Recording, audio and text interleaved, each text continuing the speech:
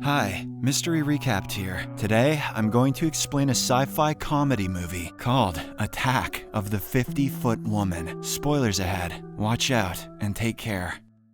The movie opens with a group of tourists being welcomed to a museum in the middle of a desert. They are then shown a documentary about a famous woman named Nancy Archer. In the video, we see a doctor named Victor Loeb who handled Nancy's case. He explains that even though this case is unique, the events described in the story are completely true. I'm not sure that I can make the same promise. As the documentary begins, the scene cuts to the past. We see a wealthy but troubled woman named Nancy trying to contact her husband at his office. The secretary doesn't know where he is, as he disappeared under the pretext of a meeting outside. Nancy suspects that he's with his mistress again, but she acts ignorant. After some time, she visits her personal psychiatrist, Dr. Cushing. Nancy explains that her husband Harry has already apologized for having affairs and promised not to do so again. She mentions that it is difficult for him to marry a wealthy woman like her while also working for her father. Oh God, poor guy. That is why she is doing everything she can to save her marriage. Upon hearing this, Dr. Cushing feels sorry for Nancy and claims that she has low self-esteem. She advises her to prioritize herself, but the latter gets uncomfortable and abruptly ends the session. In the evening, Nancy visits a motel and finds Harry's car parked outside. This makes her furious because it means he is back with his mistress. She starts screaming his name, prompting the motel owner to rush up to her and claim that her husband is not here. Nancy doesn't believe him, but the man somehow calms her down and convinces her to return home. As she proceeds to depart, Harry watches her through the window while his mistress, Honey, expresses her displeasure. She calls Nancy a spoiled brat and urges him to leave her as soon as possible. Harry agrees, but says he first must gain access to her family's fortune. He reveals that Nancy's father forced him to sign a prenuptial agreement, which ensured that he would not receive any money in the event of a divorce. Harry then assures Honey that he only loves her, and the two continue their intimate session. In the meantime, we see a heartbroken Nancy driving into the desert. Moments later, she is blinded by a blue light, forcing her to stop the car. A UFO then appears out of nowhere and points a red laser at the pendant Nancy's wearing around her neck. When the laser disappears, she panics and drives away from the scene. Shortly after, she returns to the motel and begins screaming for Harry again. He expectedly doesn't show up, but the two local sheriffs approach her and ask what's wrong. Nancy, still shaking with fear, tries to describe the UFO but fails to convince them of such a strange occurrence. Therefore, the sheriff invites her into his patrol car so that they can visit the site together. Meanwhile, a female sheriff goes to Harry's room and informs him of his wife's condition. She asks him to return home soon and take care of Nancy. However, the cunning guy does not care about his wife and sees this as an opportunity to declare her mentally ill. Back in the desert, Nancy desperately tries to find evidence that the spaceship was here, but it seems to have vanished without a trace, making the sheriff think that she's gone crazy. Moments later, her wealthy father Hamilton arrives at the scene to pick her up. He sternly orders her to get into his car, and when Nancy tries to explain what she saw, he refuses to listen. The poor woman reluctantly complies, and on the way, Hamilton scolds her for her erratic behavior. He accuses her of acting like her late mother and warns her not to go mental again. All the men in this story are a bunch of 50-foot dildos. Upon arriving home, Hamilton asks her to sign numerous documents as he wants to acquire the properties Nancy inherited from her late mother. After that, she goes to her attic and rejoices in the nostalgia of her childhood toys. While flipping through her photo album, Harry suddenly appears and kisses her. Nancy confronts him about his cheating and his false promise to end things with his mistress. However, he once again manipulates her, claiming he went to the motel just to break things off with Honey. Nancy foolishly believes him, and the two end up sharing a kiss. The next day, Nancy recounts her extraterrestrial experience to Dr. Cushing. She fears that she is sounding like her mother and questions her sanity. However, the doctor disagrees and assures her that she's not her mother. She is insane, but she's not her mother. She also believes her story about the UFO, which provides Nancy with some relief. Afterward, Nancy has a private chat with Harry, where she tells him about the spaceship from last night. As expected, he dismisses her story and suggests she go away for a few days to seek treatment. Nancy figures he wants her to go to a mental hospital, and he doesn't deny it. However, she is adamant about what she saw and invites him to accompany her tonight to see for himself. Harry agrees, promising that if they find the spaceship, he and her father will publicly apologize to her. But if that doesn't happen, Nancy must agree to go to the mental hospital. Later that night, the couple arrives at the desert and patiently waits for the aliens. For the first few hours, they see nothing, and Harry starts to believe that his wife has lost it. But then, the UFO suddenly appears, shocking him to the core. Nancy excitedly approaches the spaceship, but it traps her in a laser beam and takes her away. Harry cannot believe what he's just witnessed, so he quietly returns home without reporting the incident to the authorities. Sometime later, Honey is in her room when she hears unusual noises on her roof. She cautiously grabs an axe and heads towards the roof. To her surprise, a disoriented Nancy appears and compliments her name, saying that she must be a very sweet person. I'd like to have a bite of you, Piglet.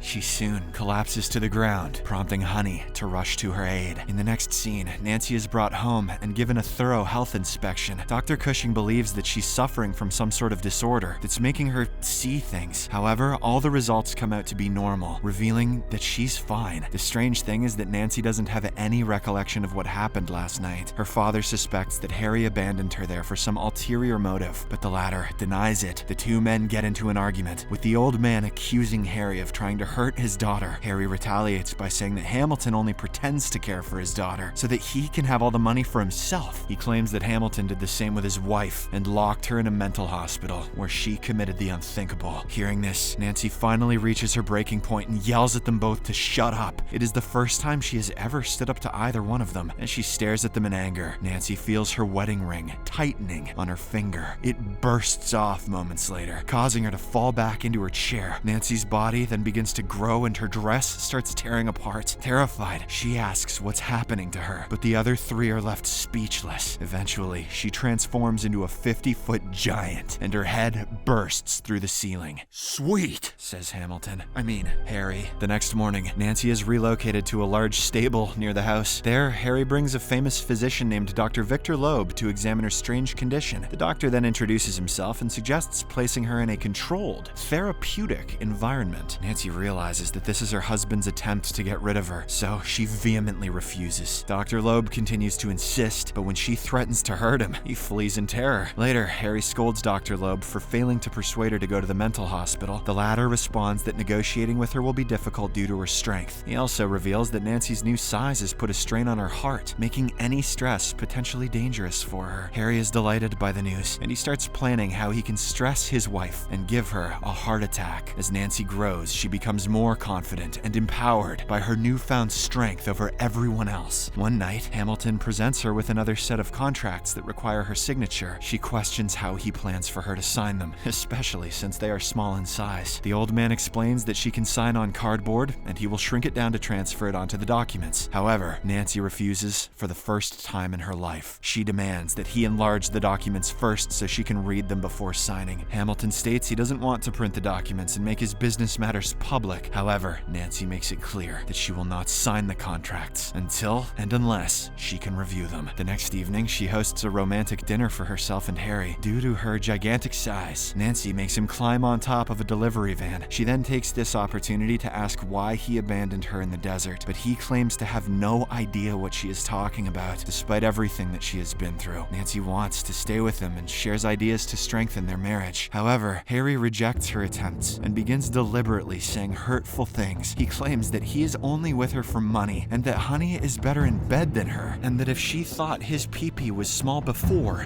what is he gonna do now? He also discusses his other affairs, which surprisingly includes Nancy's cousin. Upon hearing all of this, Nancy's blood pressure begins to rise and she passes out on the stable's roof, causing it to collapse. Harry assumes that she died of a heart attack and feels victorious. He immediately goes to meet his mistress and surprises her with Nancy's diamond necklace. He informs her that Nancy is gone and they can now finally be together. The news excites Honey so much that she starts performing a sensual dance for him. I will do the dance of my people. However, unbeknownst to them, Nancy suddenly wakes up when a flash of light hovers over her, possibly the same UFO. Filled with rage, she then starts wandering around the town looking for Harry. The local people are shocked to see such a massive woman, and they start running away in fear. Moments later, Dr. Cushing and Dr. Loeb approach her and ask her to stop. However, Nancy insists that she just wants to talk to her husband and nothing else. She then continues wandering around town and eventually arrives in front of Honey's place. The latter grabs her shotgun to confront her, while Harry cowardly hides beneath a desk. However, Nancy easily snatches the shotgun away and captures her in her hands. Instead of hurting her, she tells Honey that she's a smart woman and asks her not to behave like a